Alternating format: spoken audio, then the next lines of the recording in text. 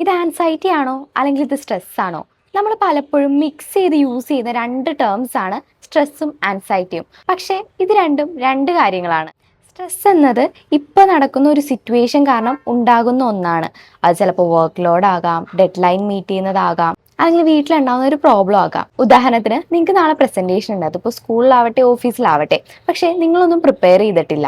ഈ ഒരു ടൈമിൽ നമ്മുടെ ഹാർട്ട് ബീറ്റ് കൂടും, ബോഡിക്ക് ആ ഒരു പ്രഷർ ഫീൽ ചെയ്യും. അതുകൊണ്ട് തന്നെ നമ്മുടെ ഫോക്കസ് പ്രിപ്പറേഷനിനകത്തേക്ക് പോകും. ഇത് സ്ട്രെസ് ആണ്. നമ്മുടെ മനസ്സ് ഒരു റിയൽ പ്രോബ്ലത്തിനോടാണ് റിയാക്ട് ചെയ്യുന്നത്. പക്ഷേ ആൻസൈറ്റി ഡിഫറെൻ്റ് ആണ്. നിങ്ങൾക്ക് ഒരു പ്രോബ്ലം ഇല്ലെങ്കിൽ പോലും ആൻസൈറ്റി വരാം. ആൻസൈറ്റി പലപ്പോഴും നമ്മുടെ ചിന്തകൾ മൂലം ഉണ്ടാകുന്ന ഒന്നാണ്. ഫോർ എക്സാമ്പിൾ, നിങ്ങൾക്ക് കുറേ നാൾ കഴിഞ്ഞിട്ട് ഒരു ടെസ്റ്റ് ഉണ്ടെന്ന് വിചാരിക്കുക. പക്ഷേ നിങ്ങൾ ഇപ്പോഴേ തന്നെ അതിനെ ഓർത്ത് വറി ചെയ്തുകൊണ്ടിരിക്കുകയാണ്. Like, what if something goes wrong, what if I fail.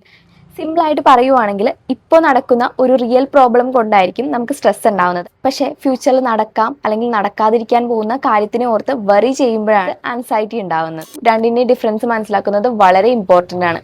കാരണം രണ്ടിനും കൊടുക്കുന്ന സപ്പോർട്ട് ഡിഫറെൻ്റ് ആണ്.